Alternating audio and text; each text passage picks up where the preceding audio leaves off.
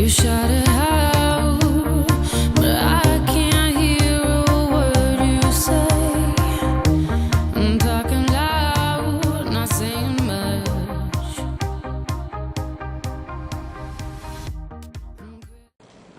Boa tarde, meu nome é Ellen Borges, sou estudante de administração da escola da UFBA. Estou aqui hoje com a Antônia Lúcia Santiago Correia, que é gerente de planejamento e gestão de recursos humanos do compartilhado da Petrobras, para fazer uma entrevista com ela sobre negociação e ver qual é a opinião dela sobre esse assunto. Bom dia, boa tarde, Lúcia. Então, qual é a sua opinião? Se existe realmente um perfil para um negociador? Será que existe esse perfil para a pessoa ser um bom negociador? O que é que você acha? Boa tarde. Na verdade, existem alguns atributos que um negociador tem que ter. Tem que se comunicar bem, tem que ter uma escuta ativa muito apurada para entender a proposta, entender onde estão os ganhos dela e linkar tudo isso aos resultados que ele espera obter ao final do processo. Então, Lúcia, hoje em dia tem a definição correta, né, para a negociação é quando as duas partes, né, ambas, saem ganhando. Mas, às vezes, não ocorre isso. Para você, por que não ocorre isso, geralmente, em alguns casos? Eu acho que a negociação, ela pressupõe que é uma relação de ganho de ambas as partes. A escala pode ser menor em um ou outro, porque alguém vai ter que abrir mão para o sucesso, às vezes, de todo o processo, para o sucesso de uma das partes. Então, às vezes, a mensuração que a gente faz desse resultado é que faz a gente ter a percepção de que não houve ganho. Porque, às vezes, tem ganhos que não são ganhos tangíveis, ganhos apuráveis, ganhos mensuráveis. Se a negociação não se der nesse processo onde ambas as partes vão ganhar, ela deixa de ser negociação e passa a ser quase que uma imposição do lado mais forte.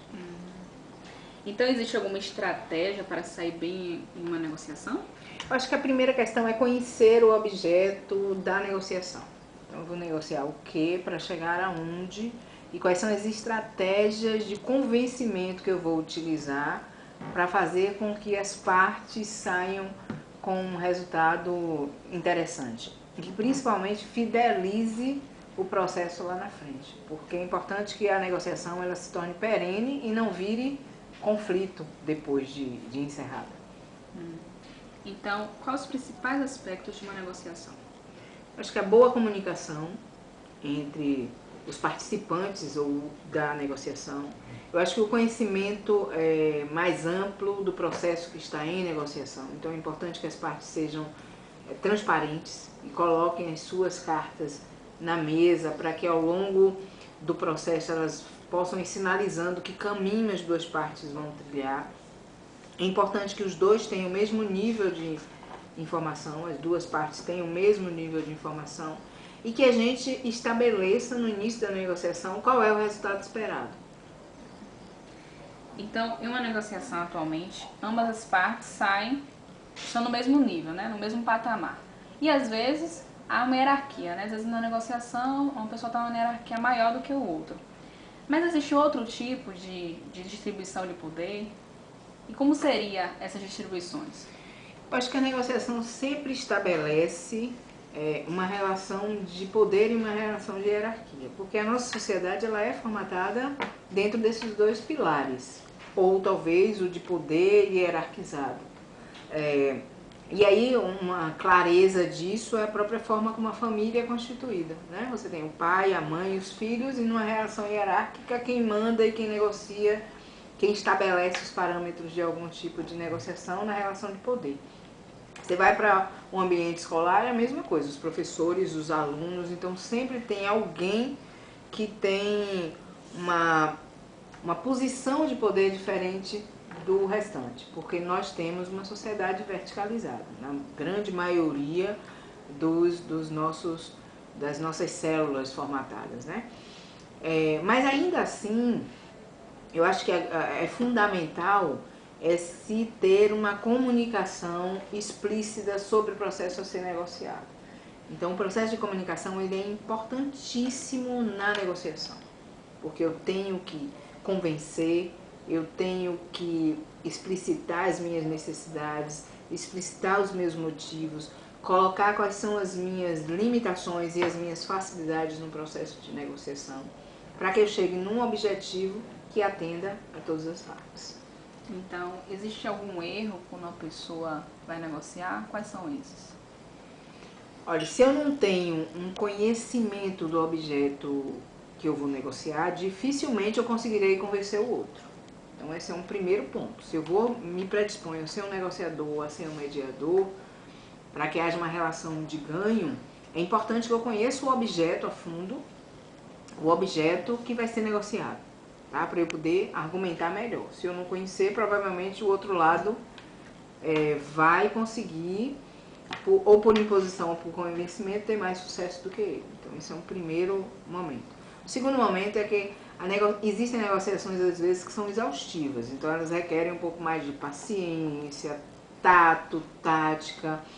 É importante a gente não ter uma postura, apesar de ter ali uma relação de poder envolvida, mas é importante não ter uma postura de tirar a dignidade do outro que está negociando, de levar o outro a um patamar de dignidade mais baixo porque está negociando algo que às vezes é importante para ele. Foi importante até um determinado ponto ter o todo e agora ele tem que abrir mão de parte. Então esses cuidados de como é que eu valorizo o objeto na negociação é importante no momento do processo. Então, Lúcia, obrigada pelas suas respostas, serão muito úteis. Mas para terminar, qual é a sua dica? O que é que você diz que deve ser uma boa dica para uma boa negociação? Eu acho que primeiro eu tenho que me colocar como alguém que saiu ali para ganhar parte. O negociador que chega com a postura de que ele vai levar tudo, ele já pode estar começando uma negociação fadada a fracasso. Então isso é importante. E se é parte, qual é a parte que me cabe? E qual é a parte que vai ser importante para mim, para o resultado que eu quero ter? Então às vezes o resultado, como eu já disse, não é um resultado tangível. Às vezes a própria satisfação da negociação é um resultado que interessa a mim como negociador. Fazer com que o outro saia satisfeito muito mais do que às vezes com um objeto físico na mão. Então eu preciso mensurar sempre antes da negociação se o resultado que eu espero é factível com o processo que eu vou construir naquele momento. Porque às vezes você pode perceber que o tanto de tempo e de recursos que você vai gastar numa negociação não lhe trará em momento algum o resultado esperado, porque falta também a outra parte, os elementos para chegar naquilo que você quer. E aí às vezes não vale a pena perder um tempo, desgastar uma relação por conta de uma negociação que de análise prévia já está fadada a não chegar em lugar nenhum. Então tem que analisar efetivamente qual é o resultado esperado e aí sim eu crio a minha estratégia de como é que eu vou alcançar.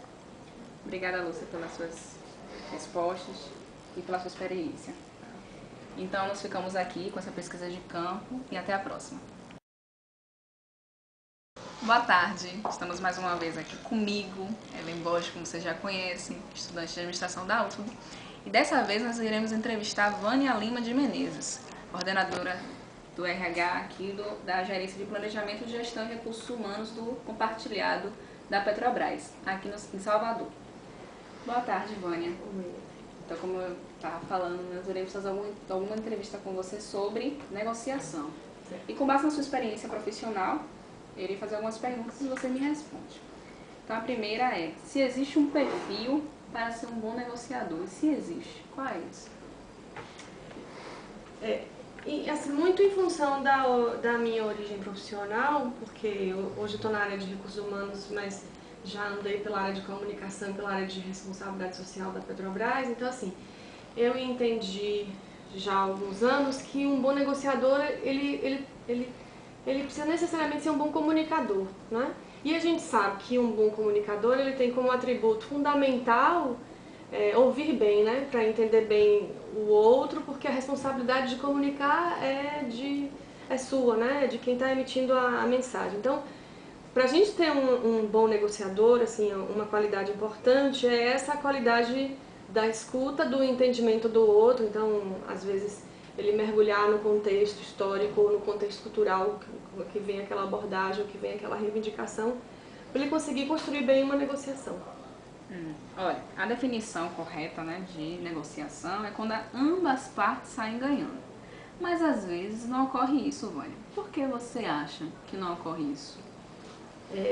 Aí, assim, a comunicação, a negociação perfeita é a negociação ganha-ganha, né? Por que ela é a que os professores defendem e o que os autores de livros defendem e tal? Porque tem uma coisa que tem a ver com um conceito muito novo da gente, da pós-modernidade, que é a sustentabilidade. Então, se a gente faz uma negociação, por mais que a gente esteja em lugares opostos, é preciso chegar a um consenso, de modo a que as partes abram mão de alguma coisa e para chegarem a algum ponto, e com isso as duas tenham essa sensação de que estão ganhando. Assim, por mais que haja uma divergência, por mais que haja um bloqueio ou uma contraposição de ideias. Então, Vânia, existe alguma estratégia para se sair bem em uma negociação? Ah, sim, claro. Né? Uma das coisas, uma boa estratégia, por exemplo, você definir claramente as condições de negociação, né? De modo a que você tenha o entendimento das partes o mais rápido possível, assim, com a maior precisão possível. Então, para você, quais seriam os principais aspectos de uma negociação? Então, é isso que eu estava falando para você na terceira pergunta. Sustentabilidade é uma palavra que hoje está em moda, mas que, se a gente pensar o que é que ela significou nos últimos anos, ela serve para dar conta dessas questões de aspectos da negociação. A negociação ela tem que tratar uma questão, ou um problema, um dilema, e de modo a trazer ganho para as duas partes. Então, e com isso eu tenho a sustentabilidade da negociação, ou seja, eu tenho a manutenção dela, né? Eu tenho a garantia de que ela foi bem sucedida. Sim. Olha, hoje atualmente ambas as partes estão no mesmo patamar quando fazem uma negociação, ou então estão hierarquicamente, né, em patamares diferentes. Será que existe outra forma de distribuição de poder? Ou só são essas duas? E como ocorrem essas duas? A gente tem um mundo capitalista absolutamente hierarquizado, né? Então, a gente pode ter negociações em que a gente esteja na mesma linha, então uma equipe precisa consensar sobre um calendário de férias. Então, há de haver uma negociação horizontal ali entre os colegas, né? Então, esse é o tipo de negociação. Eu com o meu empregador, né? Essa relação é vertical e há uma relação hierárquica definida. O sindicato e a empresa é uma outra relação, que há uma compreensão do papel de cada um, mas absolutamente não há a mesma condição de poder das duas instâncias, por mais que elas representem partes interessadas importantes no processo. Entendo. Então, quais seriam os principais erros em uma negociação?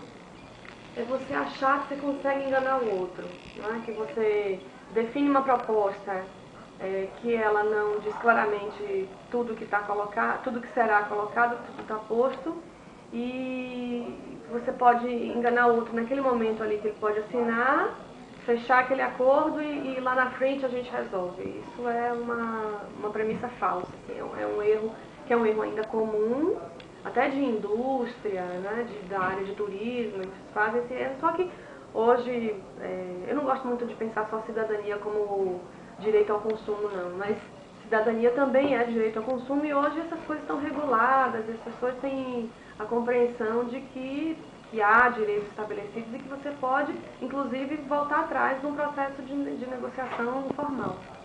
Então, Vânia, qual é a sua dica para uma boa negociação?